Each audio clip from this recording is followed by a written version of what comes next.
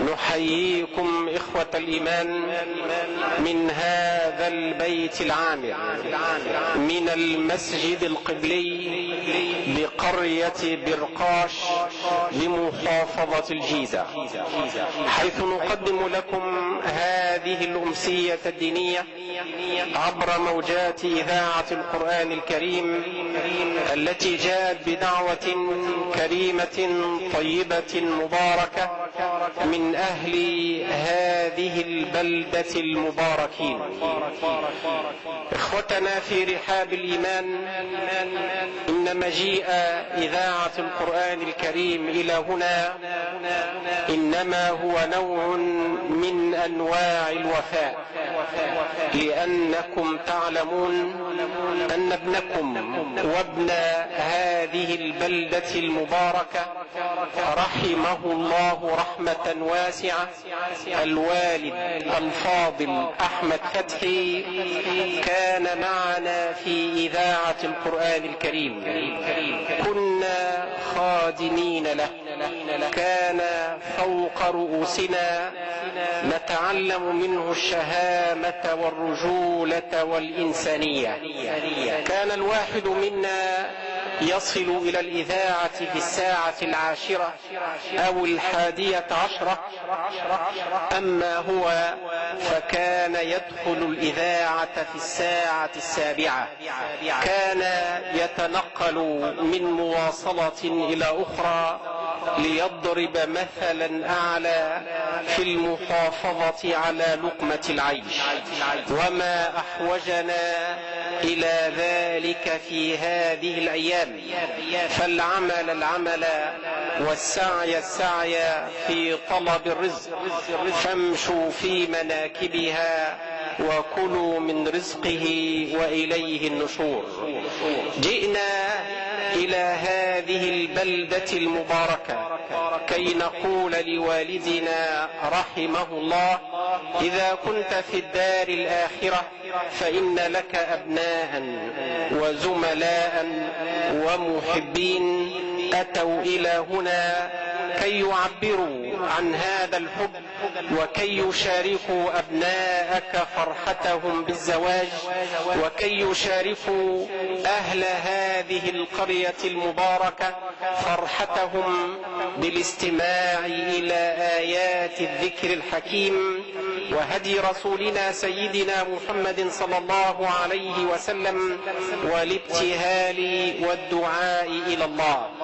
إن مجيء إذاعة القرآن الكريم إلى هنا هو مجيء لله، مجيء خالص يحوطه الحب والوفاء، وندعو الله عز وجل أن يجعلنا جميعا من أهل الوفاء، لأن حبيبنا سيدنا محمد صلى الله عليه وسلم ضرب لنا المثل الأعلى في ذلك، فلما انتقلت زوجته إلى الرفيق الأعلى كان صلى الله عليه وسلم يكرم صديقاتها ويقول: إنهن كنا يأتين إلينا أيام خديجة. صلاة وسلاما عليك يا سيدي يا رسول الله، يا من جئت بالوفاء وعلمت الأمة كلها دروسا عظيمة في الوفاء. أيها الإخوة الكرام، ومن فضل الله على هذه القرية أن الله لم يقطع صلتها بإذاعة القرآن الكريم، فمنكم حامد صابر ومنكم أبويا أنور رمز الشهامة والرجولة، وإنما أقول له هكذا لأن اسمي عبد الله أنور سيد أحمد الخولي، فهو في منزلة أبي، أرى فيه الشهامة والرجولة والإنسانية والشباب والحيوية. كذلك إخوة الإيمان منكم أبناء أستاذنا بارك الله فيه الأستاذ أحمد الذين ينيرون الإذاعة كلها، فندعو الله عز وجل ألا يحرمنا منكم، فحبلكم بإذاعة القرآن الكريم موصول موصول موصول ولن ينقطع أبدا. أيها الإخوة الكرام، ومعنا من قراء الإذاعة فضيلة القارئ الشيخ عبد الناصر حرك الذي أتى إليكم من هناك، وما أدراك ما هناك، من آخر محافظة الغربية، فمر بالغربية ومر بالدقهلية ومر بالقليوبية ومر بالمنوفية كي يأتي إليكم إلى هنا. نشكره على هذه الخطوات، وقد أتى بسيارته لما علم أننا جئنا كي نقدم واجبا من واجب الوفاء. أشكره على ذلك، وندعو الله عز وجل أن يوفقنا لمجاملته في المسرات. كذلك إخوة الإيمان، معنا محب من محبي آل بيت رسول الله صلى الله عليه وسلم، إنه أستاذنا الأستاذ الدكتور الشحات السيد العزازي، الذي كان في مسجد السيدة زينب فاختارته السيدة نفيسة فتنازعته السيدة زينب، فأراد الله أن يكسوه بالنور فذهب إلى مسجد النور، وهكذا تنقل من نور إلى نور إلى نور.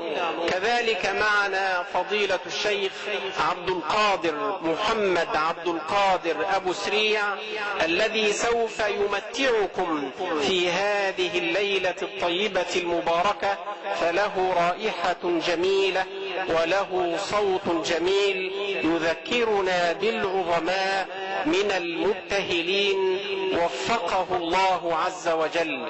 ومن فضل الله علي أنني من محافظته، فهو من القليوبية وأنا من القليوبية، فإذا أردت أن أفتخر سأقول أنا من محافظة فضيلة الشيخ محمد عبد القادر أبو سريع.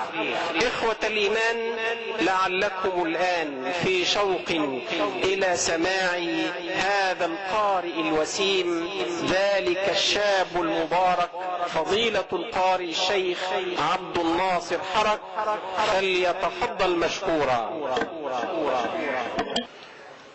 أعوذ بالله من الشيطان الرجيم.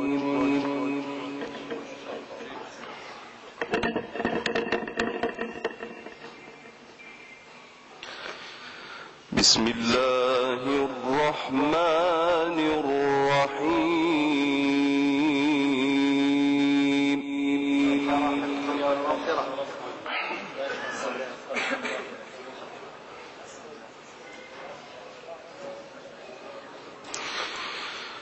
وأيوب إذ نادى ربه أني مسني الضر.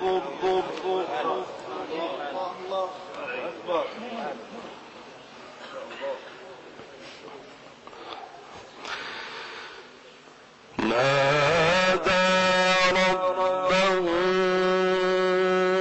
أني مسني الضر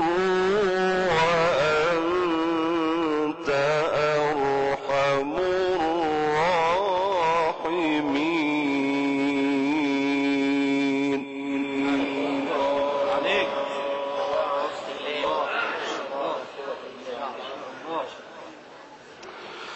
فاستجبنا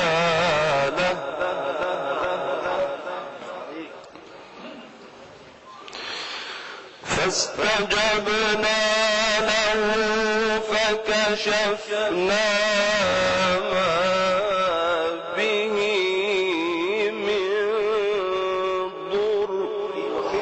كده تطوح وقول الله يسهل لك شيء.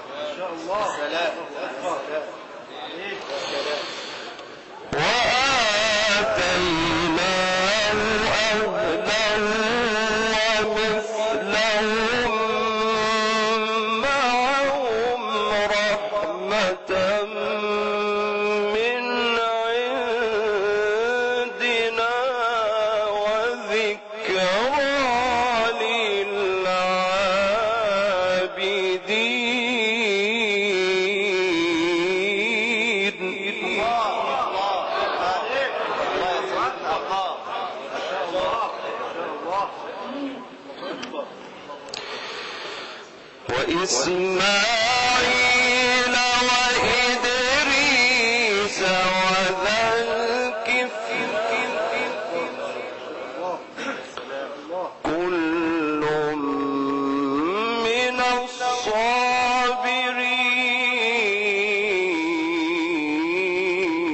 الله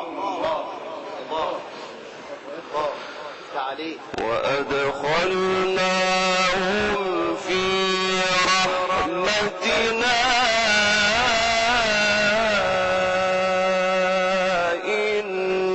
إنهم من الصالحين.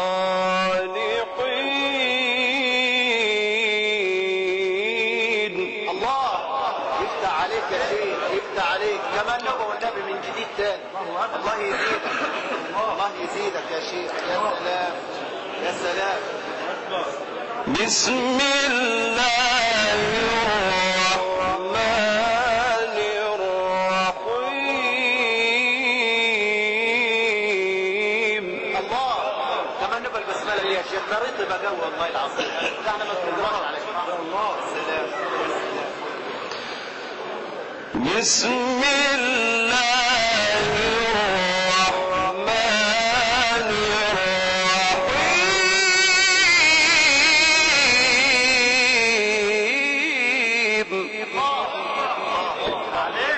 يا سلام يا سلام.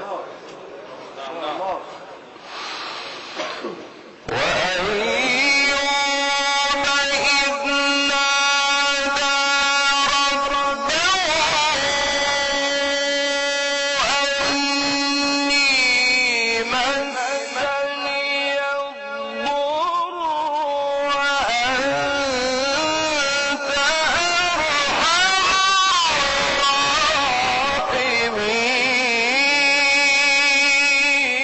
الراحمين. الله يفتح عليك يا عم الرب. يفتح عليك يا سيدي. الله يفتح عليك. اللهم صل على النبي. اللهم صل على النبي.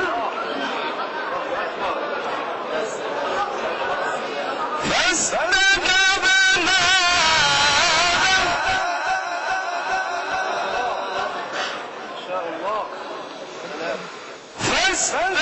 فاستجبنا له فكشفنا ما به من ضر. الله يا سلام يا سلام على الحنية. الله يزيدك يا شيخ.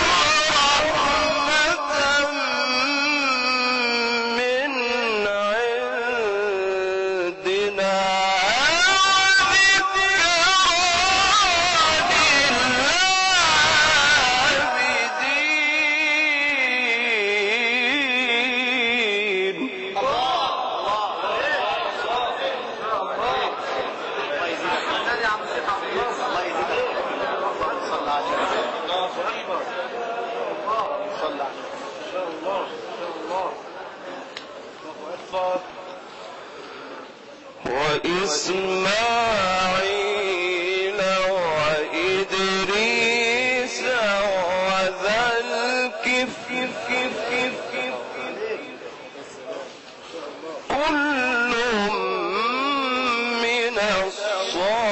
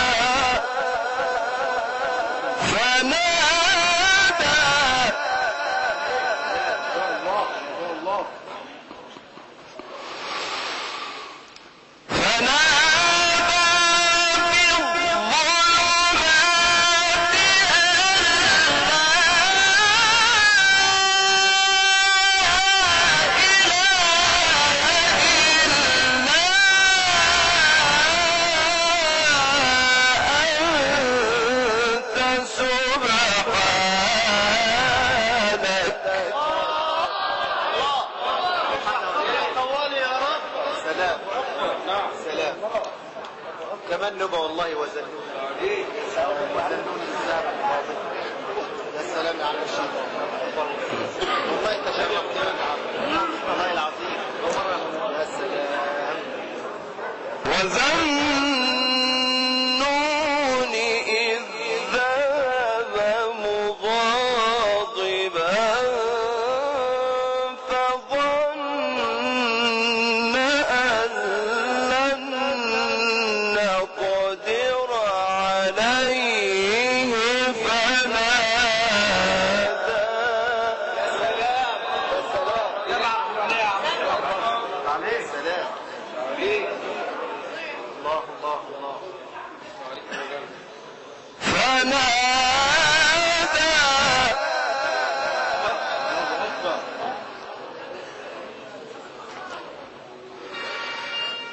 فظن أن لن نقدر عليه فنادى في الظلمات أن لا إله إلا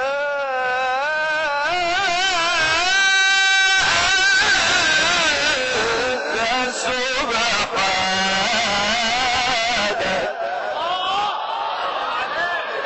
يا شيخ.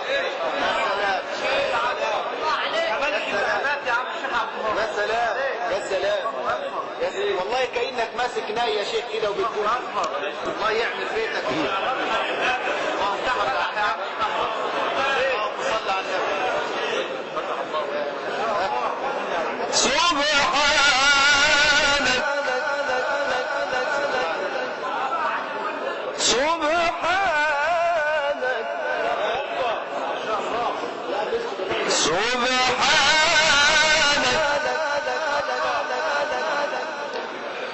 سبحانك إني كنت من الظالمين.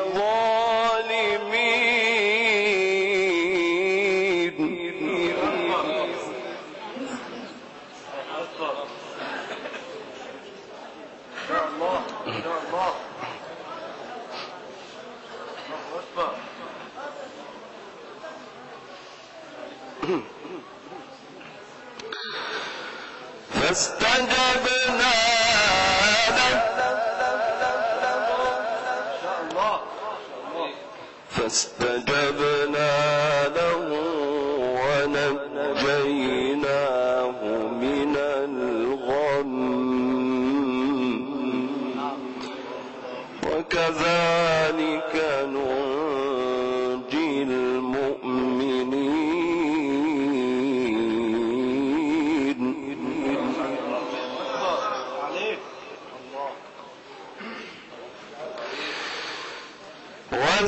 وزكريا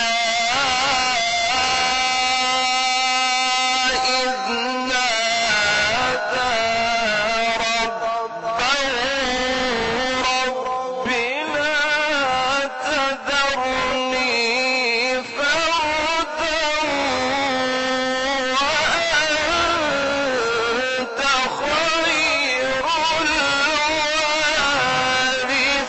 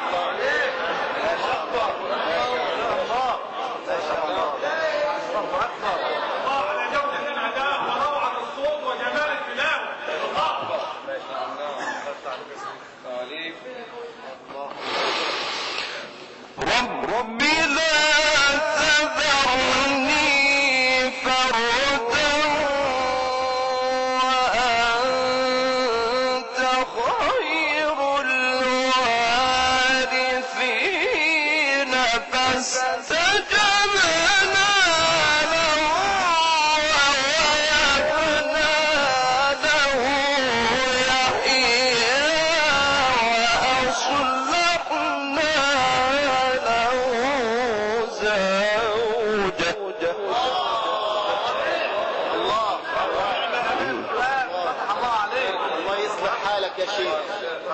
يا سلام يا سلام.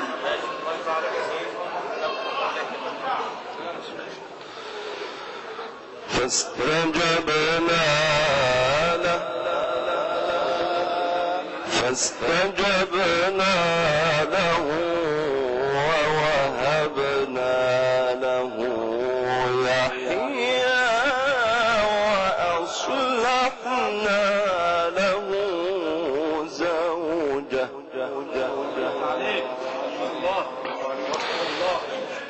إنهم كانوا يسارعون في الخيرات ويدعوننا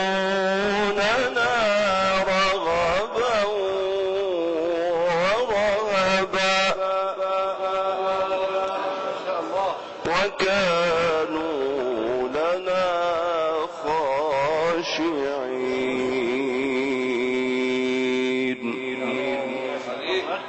عليك ان شاء الله ان شاء الله.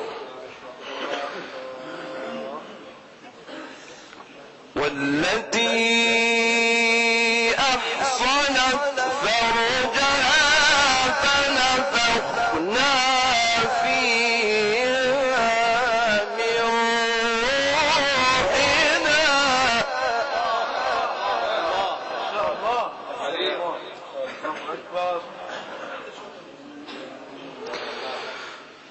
فنفخنا فيها من روحنا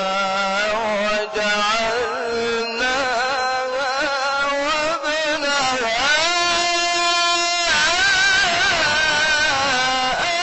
آية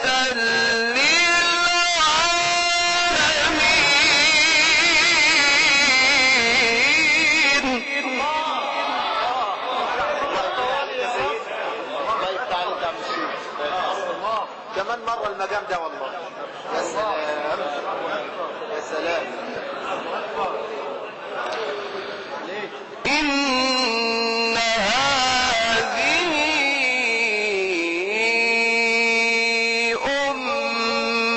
أمتكم أمة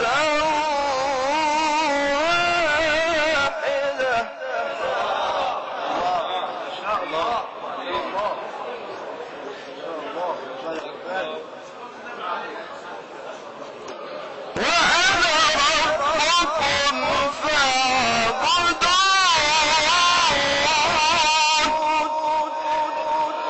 ربكم إن هذه أمتكم أمة واحدة وأنا ربكم فاعبدون.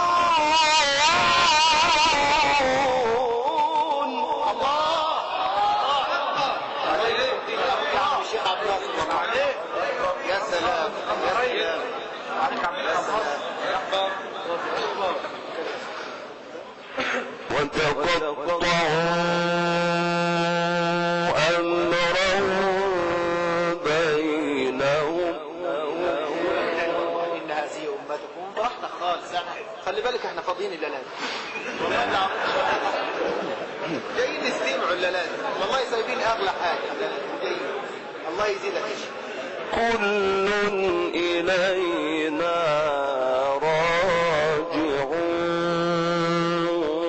راجعون. يا سلام يا سلام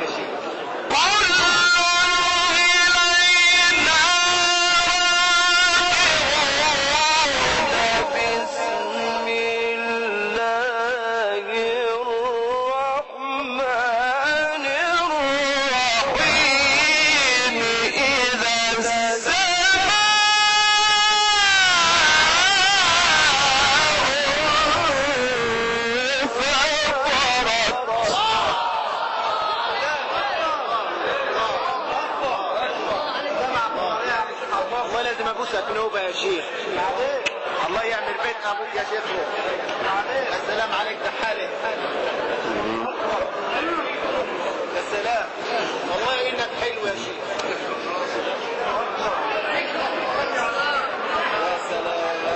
يا سلام.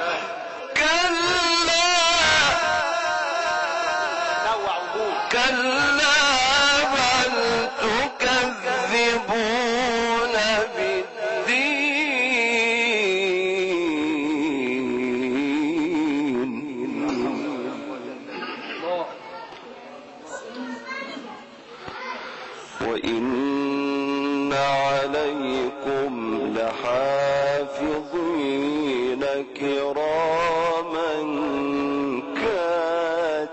كاتبين يعلمون ما تفعلون.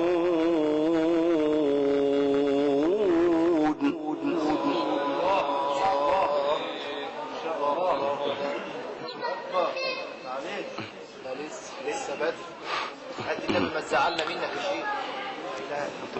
لا لسه بدري يعني لسه بدري. إن الأبرار لفي نعيم.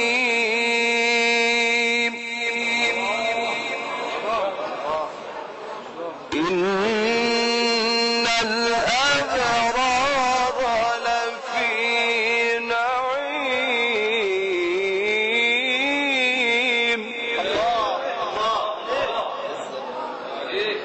وإن الفجار لفي جحيم يصلونها يوم الدين.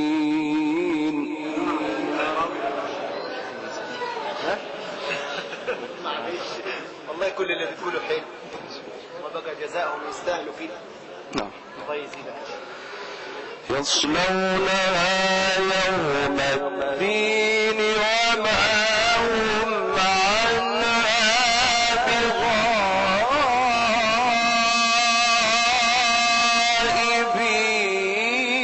بغائبين.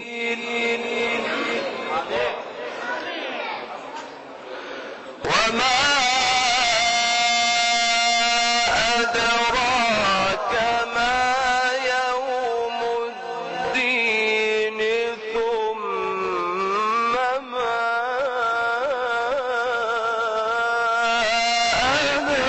أدراك ما يوم الدين. نعم. يوم لا تملك نفس لنفس شيئا. يوم لا تملك نفس لنفس شيئا والأمر يومئذ لله.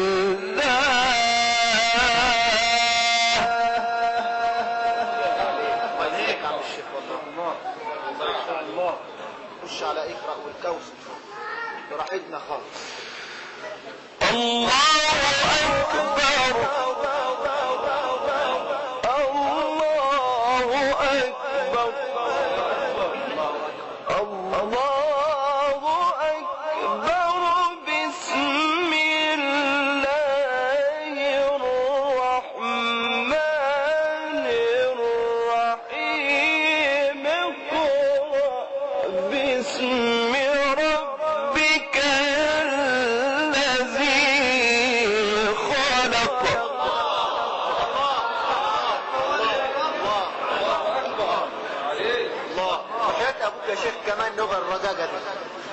يزيدك يا شيخ.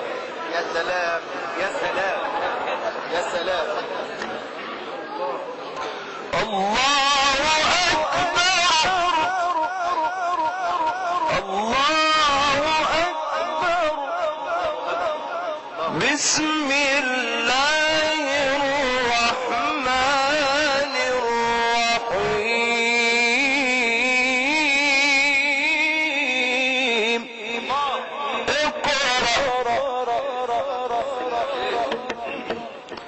اقرأ باسم ربك الذي خلق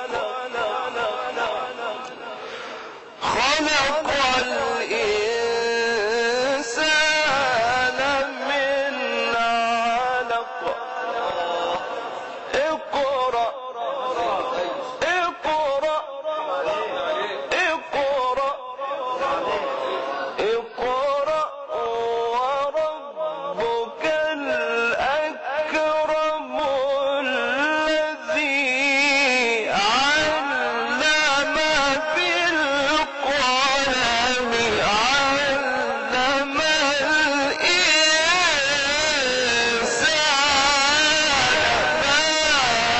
ما لم يعلم. الله يعمر بيتك يا شيخ. صدق الله العظيم. الفاتحة. الله يزيدك. الله يزيدك.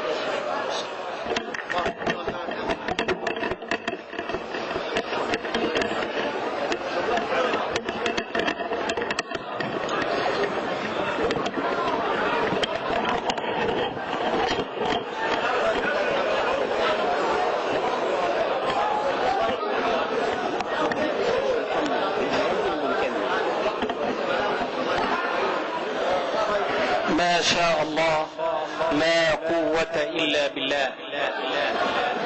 هكذا أيها الإخوة الكرام استمتعنا معا بهذه التلاوة المباركة تلاها علينا فضيلة القارئ الشيخ عبد الناصر حرك، وفقه الله عز وجل وزاده جمالا على جمال. أيها الإخوة الكرام، ويطيب لنا أن نستمع الآن إلى هذه الموعظة البليغة من فضيلة الأستاذ الدكتور الشحات السيد العزازي من علماء وزارة الأوقاف، فليتفضل مشكورا.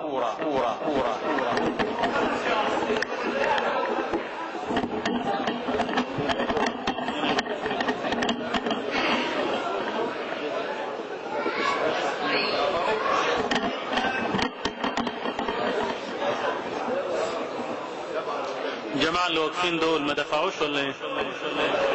اللي دفع يقعد يا ابني.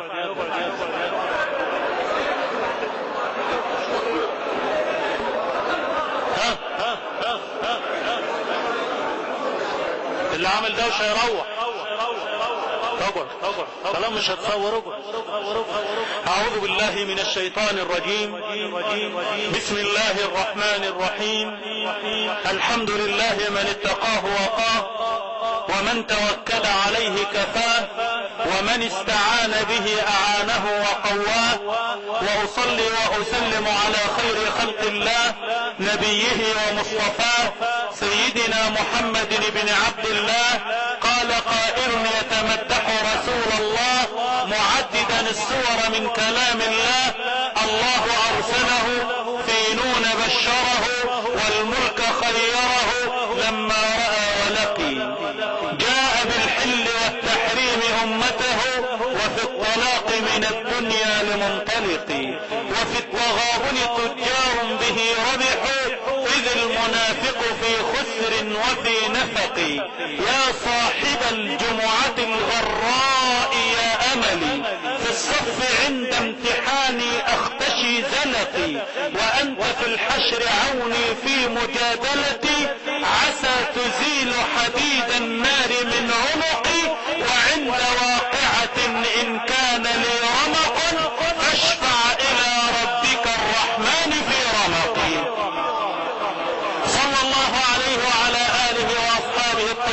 الطاهرين ومن تبعهم بإحسان إلى يوم الدين. أما بعد، فقد استمعنا إلى آيات بينات من كتاب رب العالمين تبارك وتعالى من سورة الأنبياء، بدأ فيها قارئنا من كلام ربنا مما يعدد من صفات الصابرين من الأنبياء والمرسلين، ليعلم كل إنسان إذا تغيرت بك الأحوال فلذ بمن لا تعتريه أحوال، فسبحان من يغير الحال ينقلك من حال إلى حال.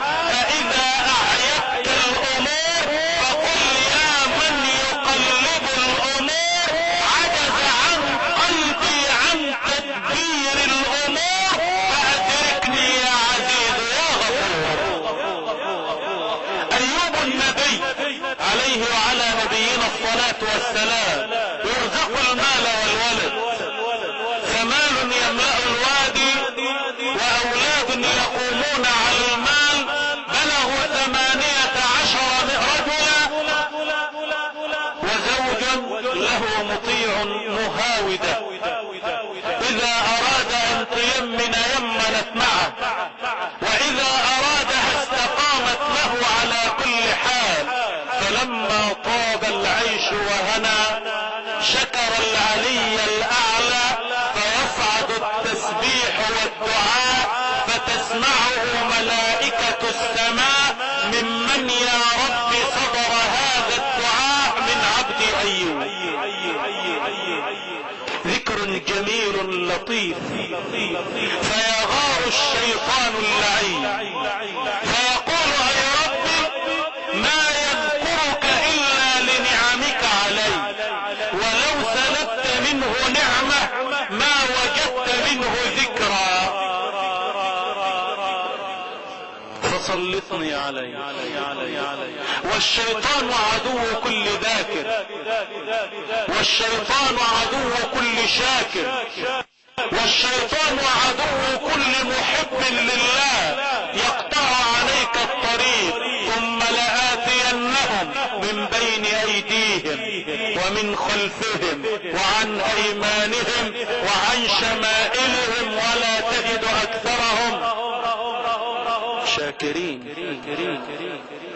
فيقول رب العالمين تأتيهم من أمامهم ومن خلفهم وعن أيمانهم وعن شمائلهم، وعزتي وجلالي لا أرفع رحمتي عنهم أبدا ما دامت جباههم تسجد على الأرض وأيديهم ترتفع إلى السماء.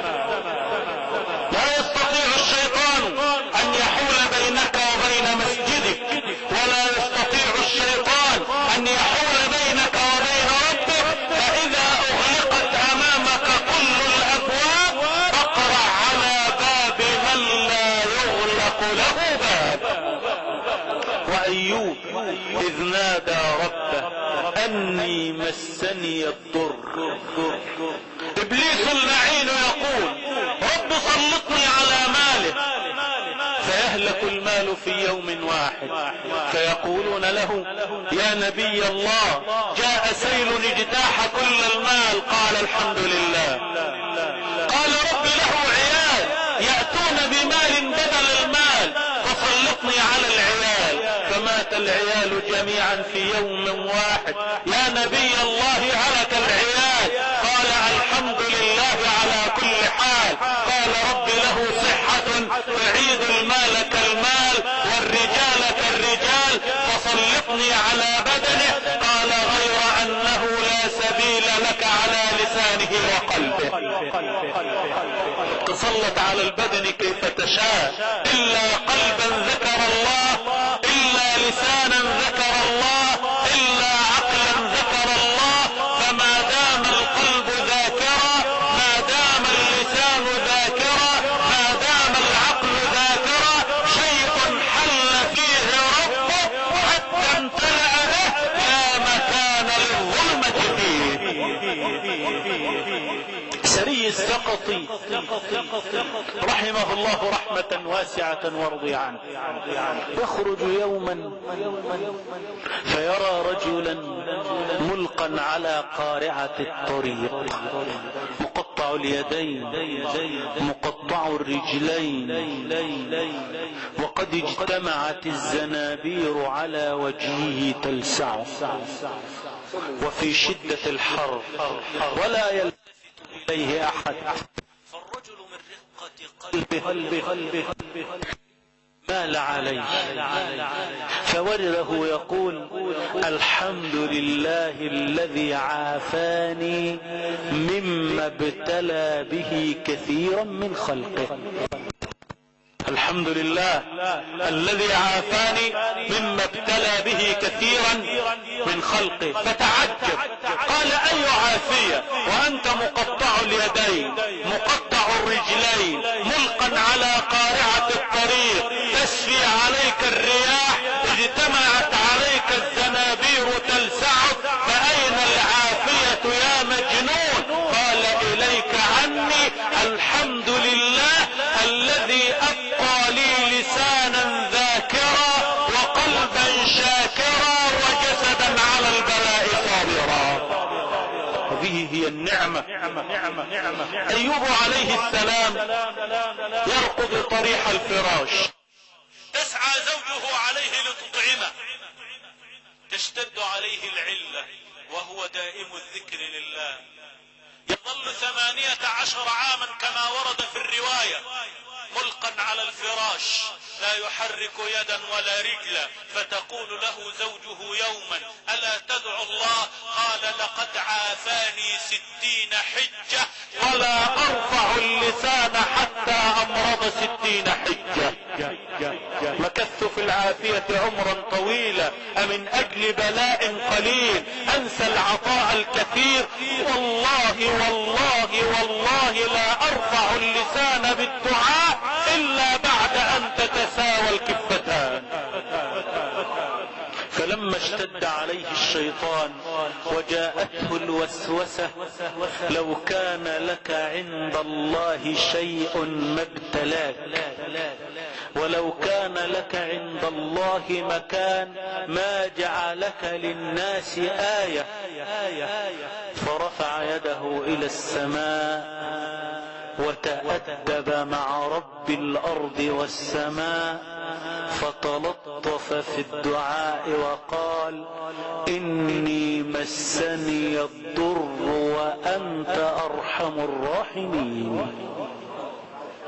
لم يقل يا رب اشتد البلاء فارفع، لم يقل يا رب طالت العلة فاكشف، لم يقل يا رب اشتد المرض فاشفني، وإنما قال مسني الضر وأنت أرحم الراحمين. فإن أبقيت فبالعدل وإن كشفت فبالفضل وإن عافيت فبالجود ولا أسألك شيئا فأنت الواحد المعبود. إبراهيم الخليل عليه وعلى نبينا الصلاة والسلام لما ألقوه في النار جاءه جبريل عليه السلام حين توسط النار فقال يا إبراهيم ألك حاجة؟ قال أما إليك فلا، أنت عبد وأنا عبد ولا يطلب العبد من العبد. لو ملكت لنفسك ملكت لي، فإذا لم تملك لنفسك فكيف تملك لي؟ رابعة العدوية تطوف يوما حول البيت فيدخل هشام بن عبد الملك وهو يومئذ أمير المؤمنين فيقول يا رابعة ألك حاجة؟ قالت يا أمير المؤمنين إني أستحيي أن أسأل غير الله ونحن في بيته. فما بال مساجدنا اليوم امتلأ بالمتسولين فلا يسألون الخلق إلا في بيت الخالق، ولو قعدوا في بيوتهم لكان أكرم عند الله لهم. إني أستحي أن أسأل غير الله ونحن في بيته. فانتظرها خارج المسجد، فلما خرجت قال يا رابعة ها قد خرجنا من المسجد فسليني ما شئت. قالت يا أمير المؤمنين إني أستحي أن أسأل الدنيا ممن يملكها، فكيف أسألها ممن لا يملكها؟ هارون الرشيد أمير المؤمنين رحمه الله رحمة واسعة لما مرض واشتدت به العلة ذهبوا ببوله إلى الطبيب، فقال قولوا لصاحب هذا البول يوصي فقد حضر أجله ودنا موته، لن يعمر طويلا فقد تفتت كبده. فلما أخبروه قال احفروا لي قبري، فلما حفروه قال احملوني إليه لأنظر فيه، فلما نظر في القبر بكى بكاء طويلا ثم رفع يده إلى السماء وقال يا من لا يزول ملكه ارحم من قد زال ملكه. إبراهيم الخليل عليه السلام يأتيه جبريل الأمين عليه السلام فيقول يا إبراهيم ألك حاجة؟ قال أما إليك فلا. قال ألك عند الله حاجة؟ قال علمه بحالي يغنيه عن سؤالي. هو الذي قضى وهو الذي قدر، فما دام قضى وقدر فلكل قضاء حكمة ولكل قدر لطف. رجل من الصالحين من أتباع سيدنا محمد صلى الله عليه وسلم من هذه الأمة المرحومة، حتى لا تظن أن هذا حكر على الأنبياء، فنحن خلف الأنبياء والصالحين نحمد الله على ذلك ونشكر الله أن جعلنا من أمة الحبيب صلى الله عليه وسلم. رجل من الصالحين يمرض ويشتد عليه المرض فيأتيه تلاميذه يقولون له ادعو الله، الله علمنا الدعاء وأمرنا بالدعاء والحبيب صلى الله عليه وسلم أمرنا.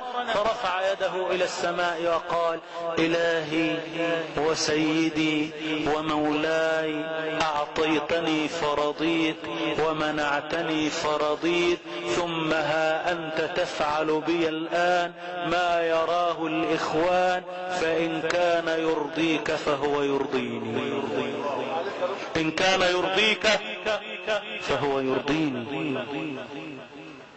أيوب النبي عليه وعلى نبينا الصلاة والسلام يقول انظر لم يقل وأيوب إذ ناجى،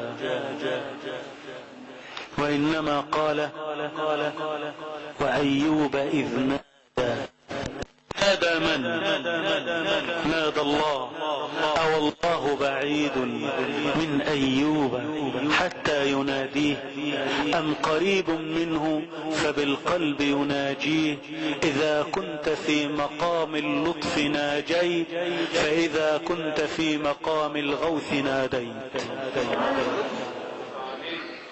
إذا كنت في القرب ناجيت، إذا كنت في البعد ناديت، إذا كنت في الشدة ابتهلت، إذا كنت في الاضطرار تضرعت، إذا كنت على كل حال لربك تقرب، فإذا ذكرت ربك في كل حال ذكرك ربك في كل حال، فبدل لك الأحوال إلى خير حال. وأيوب إذ نادى ربه. ما الذي حدث؟ ماذا قال لربه؟ أني مسني الضر وأنت أرحم الراحمين. إذا ظننت أن ولدك أرحم بك فربك أرحم، إذا ظننت أن زوجك ترحم فربك أرحم، إذا ظننت أن أباك يرحم فربك أرحم، إذا ظننت أن صاحبك يرحم فربك أرحم، إذا ظننت نفسك لنفسك ترحم فاعلم أن ربك بنفسك أرحم، وأنت أرحم الراحمين. فاستجبنا له. انظر فكشفنا ما به من ضر وآتيناه أهله ومثلهم معهم. لما هذا يا رب؟ رحمة من أين؟ ليس باستحقاق، وإنما محض عطاء الخلاق. فالله لا يعطي العبد لأنه يستحق، وإنما يعطي لأنه بالوفاء أحق. فربك يعطيك لا لأن فلانا أعطاه أكثر منك ففلان خير منك، أو أنت أعطيت أكثر من فلان فأنت خير من فلان، وإنما الخلاق يقسم بين العباد الأرزاق.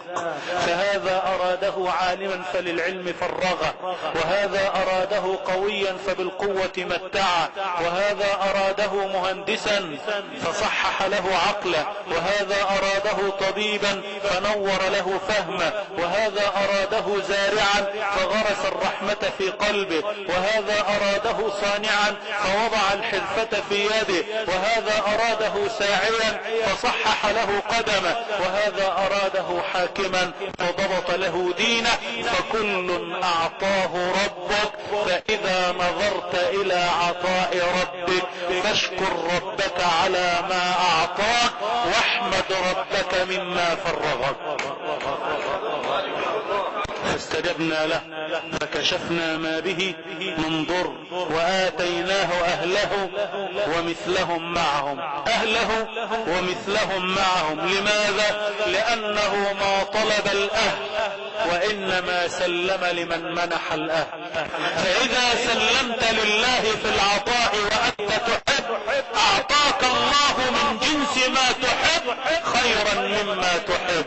أهله ومثلهم معهم رحمة من عندنا وذكرى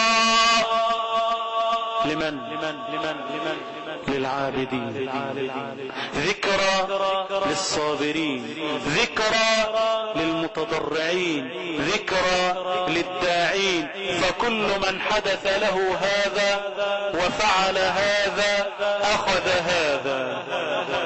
فمن ابتلي فصبر فدعا منحه الله خيرا مما أخذ منه، وعوضه من جنس ما أخذ خيرا مما أخذ، وضاعف له ما أخذ في الدنيا قبل الآخرة. وإسماعيل وإدريس وذا الكفل كل من الصابرين. وإسماعيل صبر على الذبح، وصبر على القتل، وصبر على تنفيذ أمر الرب. وإدريس صبر على ما حمل من الكتاب، وصبر على ما علم الأبناء، وصبر على نشر دين الله. وذا الكفل صبر لتبليغ أمر الله، وتكفل برعاية شرعة الله، وحمل التوراة كما أراد الله، فصحح الشرائع لخلق الله. فهذا صبر على البلاء، وذاك صبر على البلاء. وإذا الكفل صبر على البلاء فكان ذاك صابر وصابر وصابر. فإذا صبر العبد لأمر الله كفى الصابرين فضلا أن الله معهم. يقول الإمام الشافعي رحمه الله رحمة واسعة ورضي عنه: أصول العلم 8: واجب وأوجب وعجيب وأعجب وصعب وأصعب وقريب وأقرب. فالتوبة عند الذنب واجب، وترك الذنب أوجب. ألا تذنب. لماذا تلوث الثوب وتغسله؟ هلا تركته نظيفا منيرا من أوله؟ فلا تنظف ما سوأت، وإنما احفظ ثوبك فلا تلوث. فالتوبة عند حصول الذنب واجب، وترك الذنب أوجب. وتدبير القدر بين الناس عجيب. رهين بئر، ربيب قصر، حبيث سجن، جليس عرش. يوسف عليه السلام يلقى في البئر ليربى في القصر، ويوضع في السجن ليجلس على العرش. أليس هذا التدبير عجيب؟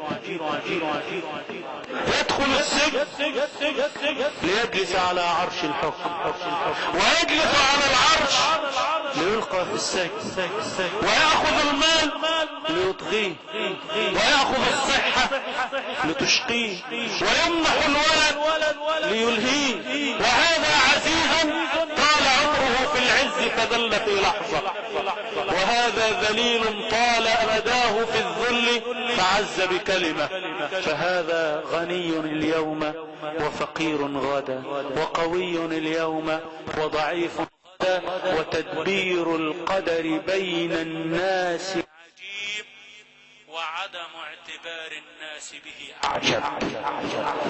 ترى هذا وهذا وهذا وهذا ولا تعتبر، أليس هذا أعجب؟ زعموا أن فتى أراد أن يتزوج، فرأى امرأة أعجبت، فذهب إلى أبيه وقال: يا أبت، رأيت امرأة أعجبتني ما رأيت أجمل منها. قال: يا بني على بركة الله، متى نذهب؟ قال: اليوم. فذهب الوالد مع الولد، فلما رأى الوالد العروس أعجبت وملكت قلبه، فأخذها من ولده، فتنازع مع الولد، فذهب إلى الشرطة. فلما رآها الآمر والمأمور أعجبت، فأراد أن يختطفها من الولد والوالد، فتحاكما حتى وصل إلى القائد. فلما رآها القائد أغرم بها وألهته فغلبت على عقله، فتحاكما إلى الأمير. فلما وصلت الأمير قال: هذه لا يصلح لها إلا الأمير، فهذه زوج الأمراء والكبراء، ومن أنتم أيها السعاليق حتى تساكنوا هذه وتعاشروها. فتطلعت الفتاة وقالت: بيني وبينكم أمر النصف، أن أسابق فمن لحق بي فهو زوجي. فجرت وجرى الجميع وراءها، فوقعوا في حفرة، فتطلعت إليهم وقالت: أعرفتم من أنا؟ أنا الدنيا، من انشغل بي شغلته حتى وقع في حفرته. عجيب وأعجب وصعب وأصعب، والصبر عند الشدائد صعب. الحبيب صلى الله عليه وسلم يمر على المرأة وهي تبكي على القبر: يا أمة الله اصبري، إليك عني، فإنك لم تصب بمصيبتي. قالوا لها: إنه رسول الله. تقول: فلم أجد على بابه بوابين، فقلت: يا رسول الله لم أعرفك. فقال: إنما الصبر عند الصدمة الأولى. اصبر لأمر الله وسلم، فمن رضي فله الرضا، ومن سخط فله السخط. والصبر عند الشدائد صعب، وفوات الأجر على الصبر أصعب. إن رضيت أخذت العطاء، وإن لم ترضى جرى عليك القضاء وليس لك عطاء. أمر الله سار على كل حال. من لم يرضى بقضائي ويصبر على بلائي ويشكر لي نعمائي فليخرج من تحت سمائي وليتخذ له ربا سواه. هذا من الوارد، والعهدة على من ذكره وقال إنه وارد. وكل آت قريب. الصغير يؤمل الكبر، والمتعلم يؤمل أن يصير عالما، والعالم يريد أن يكون فاهما، والصغير يريد أن يكون كبيرا، والخفير يريد أن يكون وزيرا، والولد يريد أن يكون والدا، والفقير يريد أن يكون غنيا، وكل يخطط ويدبر ويقدر، والموت دون ذلك أقرب. وكل آت قريب، والموت دون ذلك أقرب. فإذا أردت عزا وسعدا وفتحا وفضلا وفيضا فقف على باب من لا يغلق له باب، ولا تمل من قرع الأبواب، فإن ربك سيفتح لك. وإن طال الوقوف فاعلم أن وراء الباب عظيم، فكلما اشتدت المشقة كلما زاد العطاء. ثم يطير بنا الشيخ إذا السماء انفطرت. ذكر لنا ربنا ما فعل بأيوب حين أعطاه وضاعف، وما فعل بإسماعيل وإدريس وذا الكفر، وما أعطى لمن؟ يونس. قالوا إن فيما فعل الله بيونس حكمة. لما سبح في الظلمات خرج إلى النور،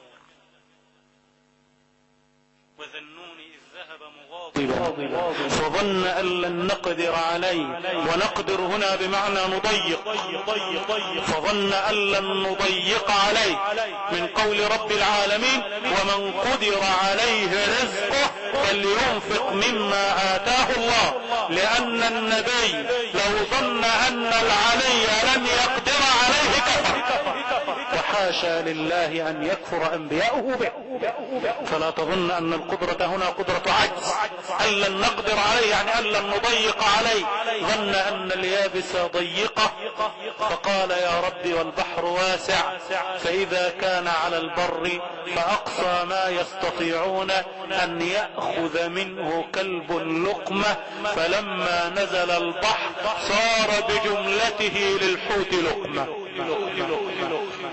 ويقول له ربك ويقول لي لا تفر واصبر على الأمر فإنك لن تعجز ربك، فكل من خفت منه فررت منه إلا الله، إذا خفت منه فررت إليه. ففروا إلى الله فالتقمه الحوت، فلولا أنه كان من المسبحين، فلولا أنه نادى في الظلمات. ماذا قال في الظلمات؟ لا إله إلا أنت سبحانك إني كنت من الظالمين.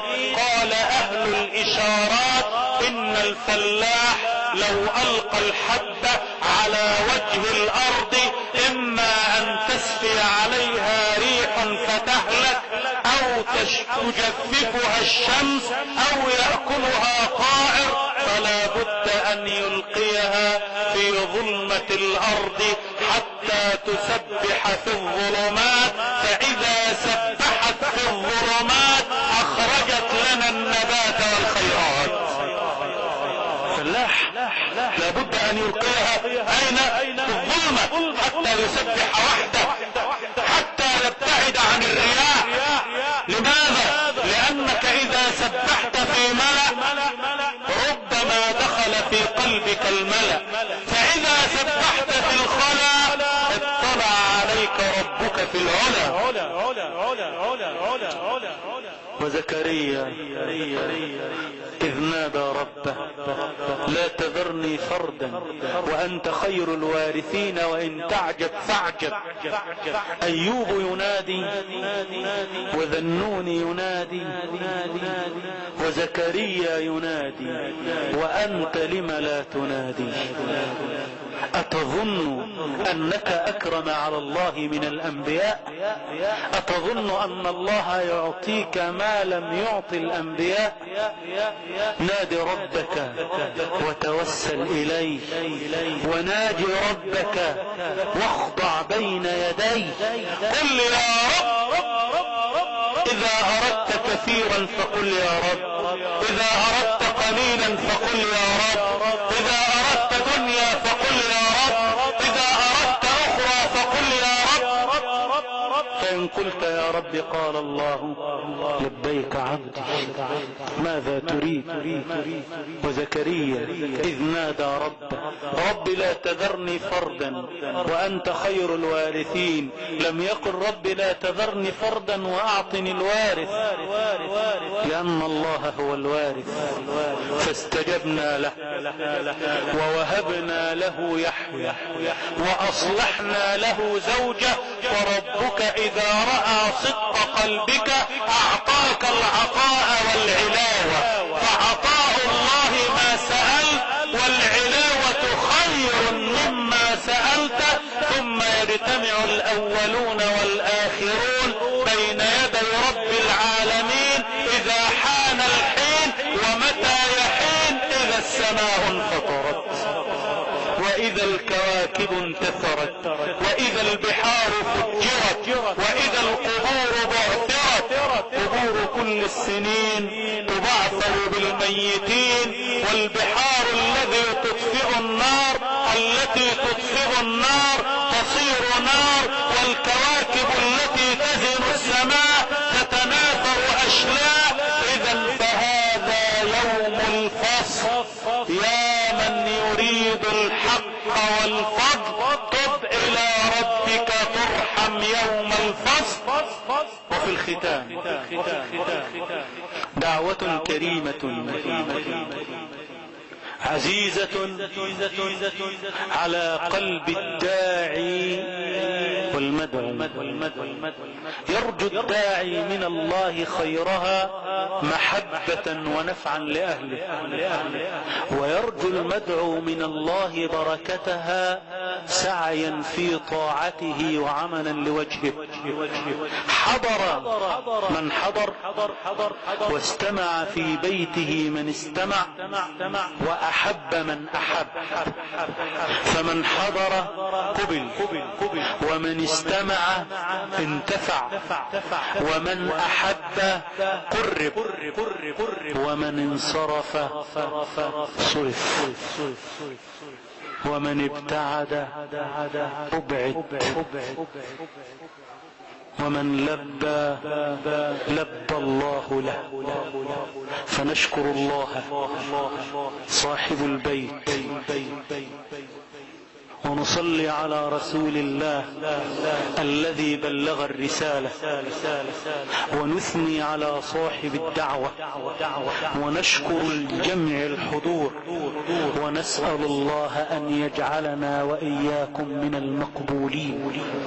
جعل الله هذه الخطوات في موازين حسناتنا وحسناتكم، وكل من سعى في هذه الدعوة ومن كان سببا فيها، ومن شارك ولو بكلمة، ومن أحب حتى ولو لم يحضر.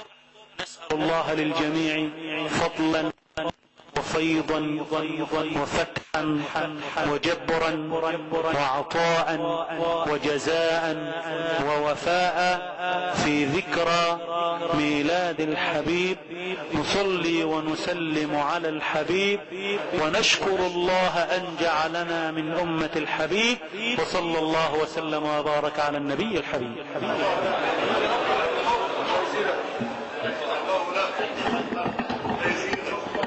صلاة وسلاما دائمين متلازمين عليك يا سيدي يا رسول الله. هكذا أيها الإخوة الكرام طاف بنا أستاذنا الأستاذ الدكتور الشحات السيد العزازي، طاف بنا حول آيات الذكر الحكيم التي أمتعنا بها فضيلة القارئ الشيخ عبد الناصر حرج.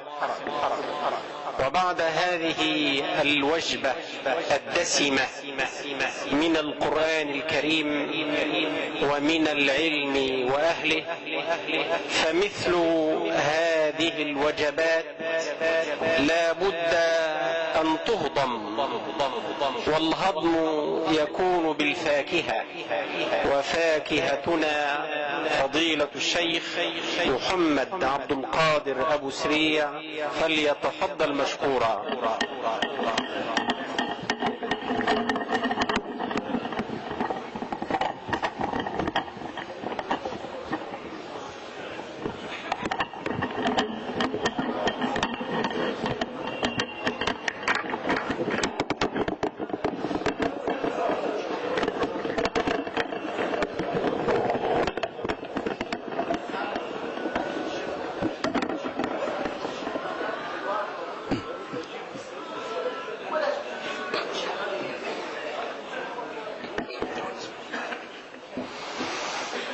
إن الله وملائكته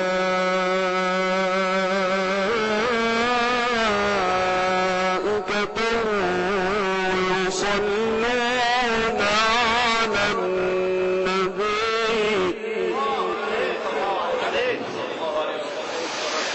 يا أيها الذين آمنوا صلوا عليه وسلموا تسليما. اللهم اغفر ذنوبنا واستر عيوبنا واشرح صدورنا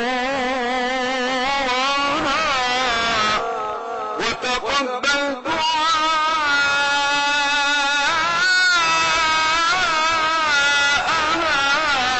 واحفظ مصرنا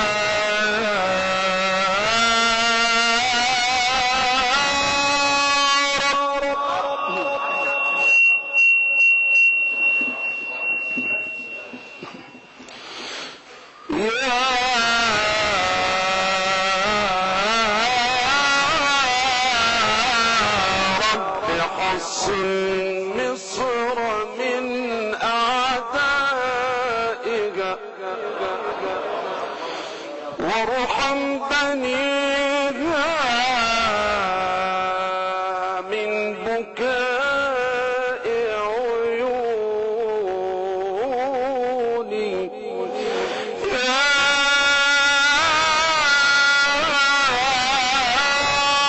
رب. إن السيل قد بلغ الزبا والأمر فيك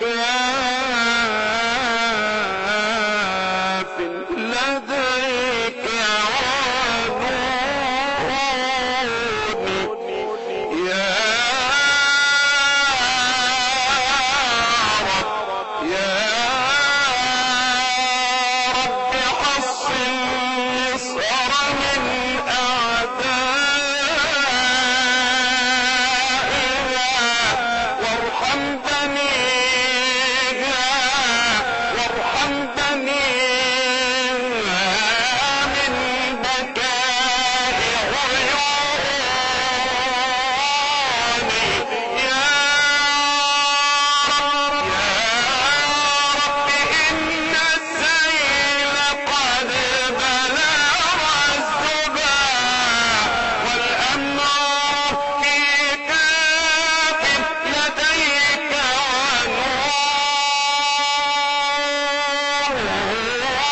ونورني يا رب يا رب. يا من أجبت دعاء نوح فانتصر وحملته في قلبك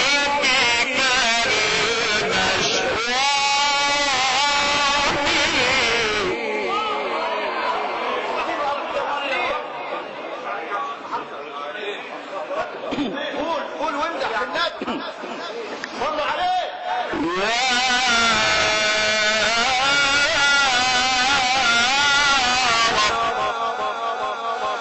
يا رب حصن مصر من أعدائها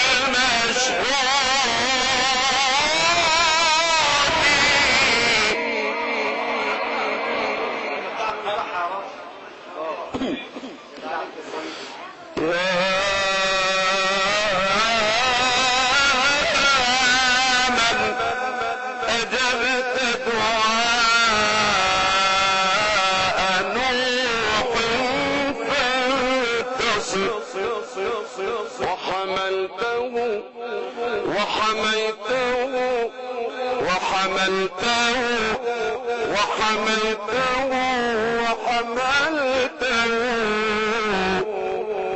في فلكك المشحون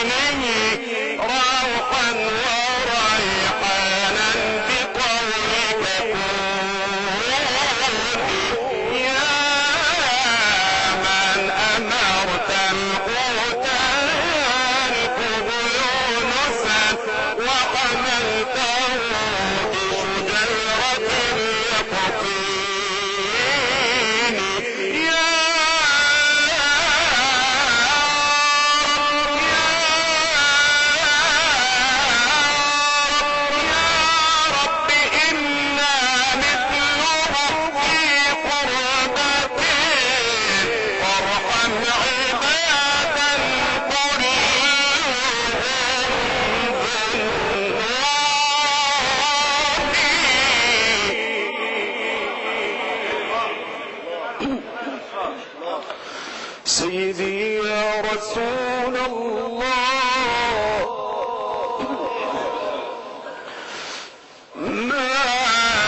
ماذا يقول الشعر في مدح النبي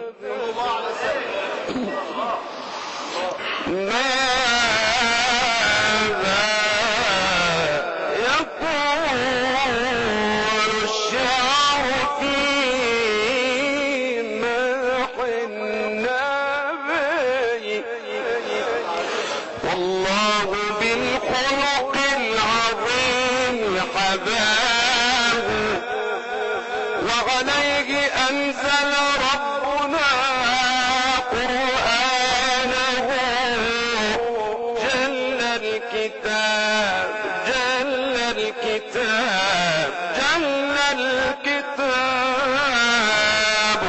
وجل من أوحاه ماذا يقول الشعر في مدح النبي